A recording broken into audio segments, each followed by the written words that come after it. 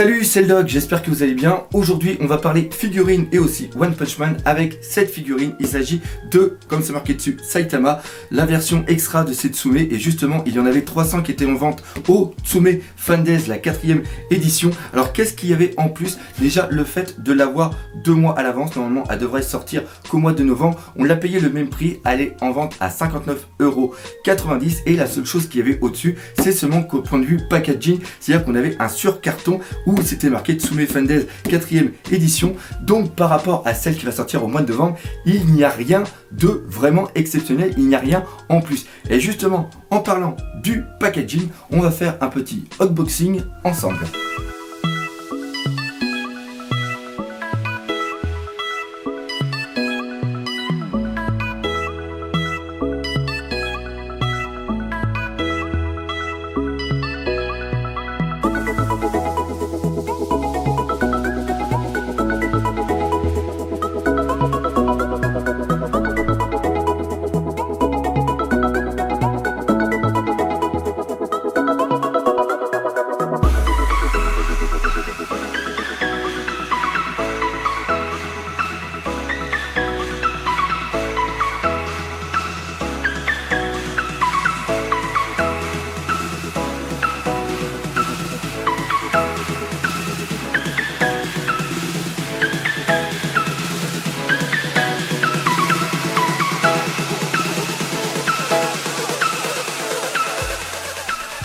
Ce qui surprend quand on sort ce Saitama pour la première fois de la boîte, c'est tout simplement sa taille. Il fait 25 cm de haut sur 17 cm de largeur. Et ça, je dois dire que c'est vraiment pas mal pour une extra. D'ailleurs, je me demande même si ce n'est pas la plus grande des extras, toutes licences confondues. Et la deuxième chose que j'apprécie particulièrement, c'est que Tsume n'a pas choisi la facilité. C'est-à-dire qu'il aurait pu nous faire un Saitama des familles, un Saitama bien badass avec sa pose traditionnelle du poing vers l'avant. Et bien non, là ils ont décidé de reprendre une scène emblématique de la fin de l'épisode 13 de la première saison, c'est-à-dire quand Saitama revient tout vénère de la lune pour claquer la gueule de Boros et lui faire bouffer des Doliprane par paquet de 15. Donc voilà, moi c'est quelque chose que j'apprécie particulièrement. Et la dernière chose, c'est tout simplement l'harmonie et l'équilibre qui se dégage de cette figurine. C'est tout simplement le fait qu'il y a 3 grandes parties, c'est-à-dire qu'on a la cape, le personnage et après le décor, et il n'y a rien qui vient surplanter l'autre. Et il se dégage, comme je l'ai dit, une vraie harmonie. Et pour ça, je dis chapeau, Monsieur Tsume.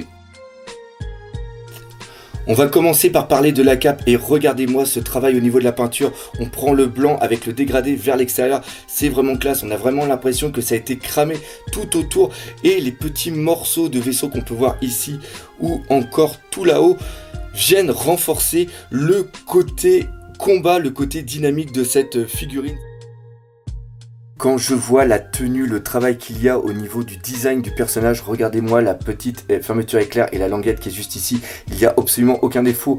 Pareil, les 2 boutons pression qui viennent maintenir la cape, les dégradés qu'il y a tout simplement au niveau du poing, ou toutes les déchirures et les ombrages qui ne sont pas trop forts pour justement mettre en relief tous les petits détails de la tenue. C'est absolument génial. Je suis encore sur le cul, je vous jure. C'est ma première extra, donc je suis encore surpris. J'ai l'habitude d'avoir des figurines plus de la gamme Banpresto et aussi Bandai qui sont moins chers, mais là on a une qualité qui est vraiment impressionnante. Et regardez ce visage, quel que soit l'angle que vous regardez Saitama, il n'y a aucun défaut et je peux vous dire que ça c'est un véritable challenge, je vais réussir à le dire.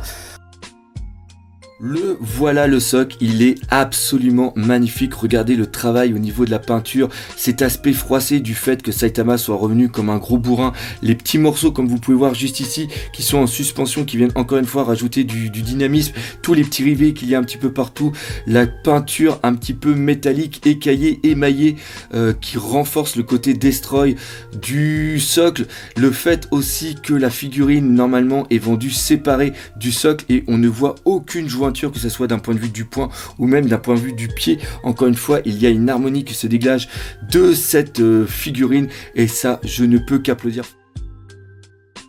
Une petite conclusion pour terminer cette vidéo. Donc vous avez pu le remarquer, je suis tombé complètement fou de cette figurine. Alors certes, le prix est un peu cher, 60 € et pour 60 € on peut avoir deux figurines chez Banpresto et une figurine et demie chez Bandai. Est-ce que maintenant ça vaut le coup de payer aussi cher pour une figurine Setsume de la gamme Extra? Je vais vous dire oui. Oui, si toutes les autres extras sont de cette qualité. Moi, c'est la première que j'ai achetée. Laissez dans les commentaires. Dites-moi si les autres extras sont de la même qualité. Mais putain, d'un point de vue sculpture, d'un point de vue peinture, d'un point de vue détail, c'est largement au-dessus de tout ce que j'ai pu voir chez Banpresto. Ça, je pense même que c'est pas la même gamme, c'est pas le même public. Franchement, malgré que ça soit à peu près la même échelle, quoique même pas, parce que celles-là sont un petit peu plus hautes. Franchement, gros coup de cœur. Donc voilà, Tsume, je connaissais pas. Maintenant, je connais et je sens que je vais encore faire pas mal de petits achats. Faut que j'en parle à mon banquier. D'ailleurs, ça serait sympa de me laisser vos coordonnées. Je vais vous mettre directement en relation avec mon banquier parce qu'il va commencer à criser. Et je me demande même s'il va pas se suicider.